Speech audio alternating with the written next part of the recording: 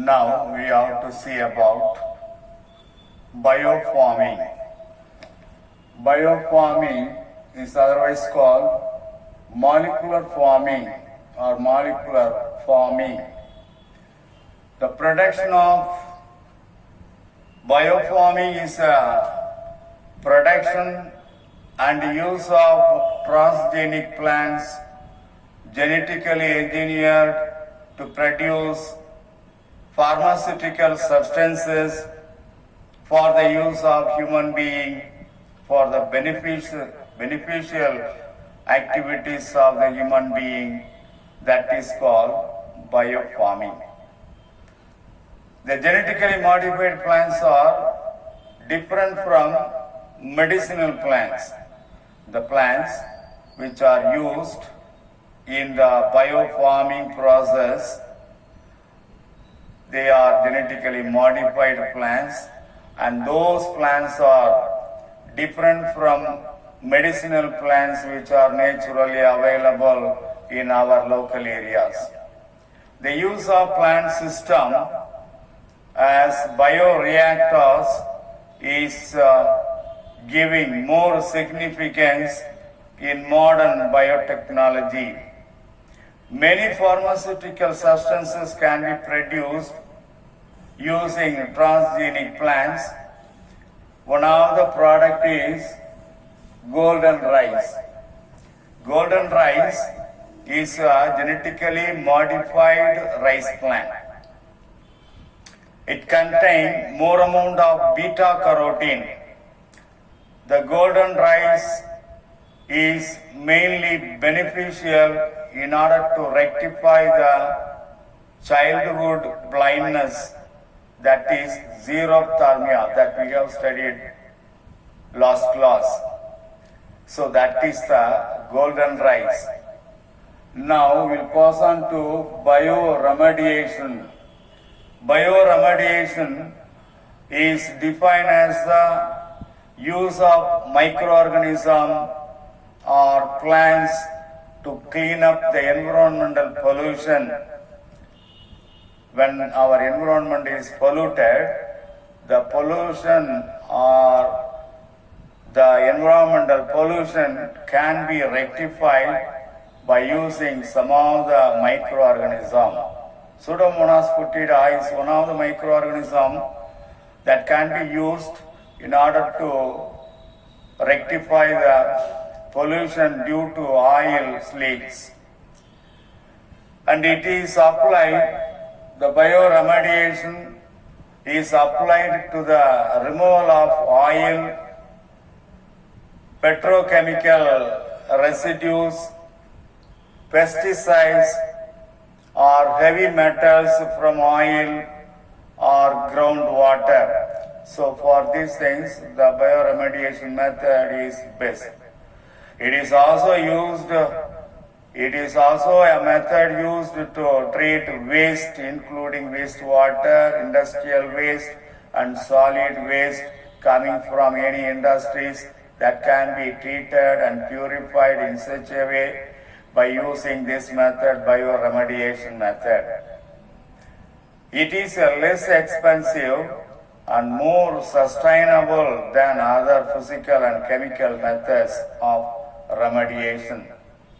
It is a cheaper and eco-friendly approach and can deal with lower concentration of contaminants more effectively. There are some strategies followed. 3 strategies given. One is the use of indigenous microbial population in order to clean up the environmental pollution. The indigenous microbial population are used. Bioremediation is designed with microbial inoculants. In all the bioremediation methods, the microbial inoculants are used. Use of plants for bioremediation is called green technology. It is a separate technology. What is green technology? It is a method of using plants for bioremediation That method, that separate method, specific method is called green technology. Now we'll see some of the examples of bioremediation technology. In the bioremediation technology, a number of processes are involved. They are listed one by one. You will see that. First one, phytoremediation. What is phytoremediation? When we use plants to bring about remediation of the environmental pollutants, when we are using plants, either microorganism or macroorganism, in order to clean up the environmental pollutants, that process is called phytoremediation. Mycoremediation, that is the second one, mycoremediation. When the fungi are used in order to clean up the environmental pollutants, in order to clean the environmental pollutant, in order to reduce environmental pollution, when fungi are used, that process is called mycoremediation. Third one, bioventing. It is a process that increases oxygen or airflow to accelerate the degradation of the environmental pollutants. It is a separate process in which the oxygen content is increases or airflow to accelerate the degradation of the environmental pollutants. Environmental pollutants are degraded by providing oxygen, by enriching the oil content in that area, airflow to accelerate the degradation of environmental pollutants, that is called bioventing. Next one, bio-leaching.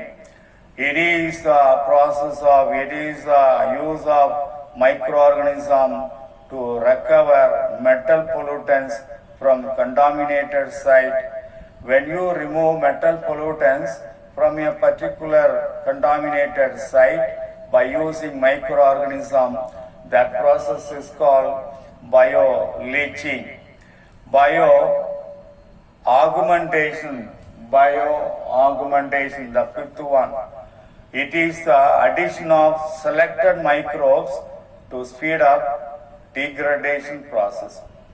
When the degradation process is very slow, so we have to add some more organism, some of the microorganisms, special microorganism, in order to speed up the degradation process, and that is called bio-augmentation. Bio-augmentation is a process of adding selected microbes in order to speed up the normal degradation process. Next one, composting. Sixth one, composting. Composting is the process by which solid waste is composted by the use of microbes into manure, which act as a nutrient for plant growth. Composting is a process of making compost. Compost is a manure.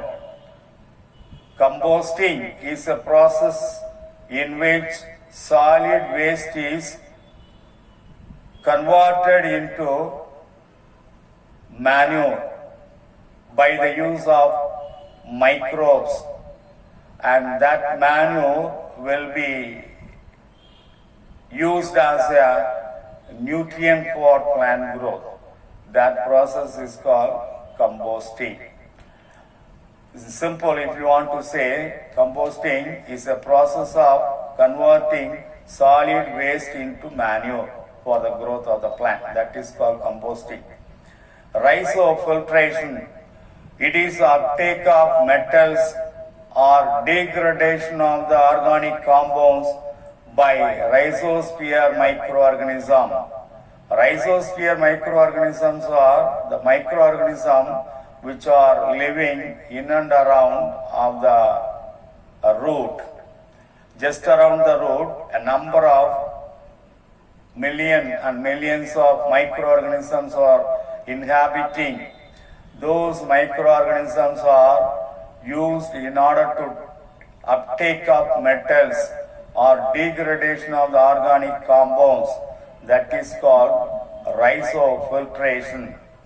Rhizostimulation. Next one, rhizostimulation. Rhizostimulation is the stimulation of the plant growth by the rhizosphere by providing better growth condition or reduction in the toxic materials. So, by means of the rhizosphere, it is the organism living just around the root, collectively called rhizosphere. The rhizosphere will stimulate the plant growth by providing better growth condition or reduction in the toxic material. That is called rhizostimulation. So far we have seen some of the examples of bioremediation technology. Come to limitations. Limitations, if you say the limitation, only biodegradable contaminants can be transformed using bioremediation process. Bioremediation process must be specifically made in accordance to the conditions at the contaminated site. The use of genetic engineering technology to create genetically modified organism or a modified organism, that is the third limitation. So far we have seen biofarming, bioremediation, strategies for bioremediation, some examples of bioremediation technology with limitations, that is.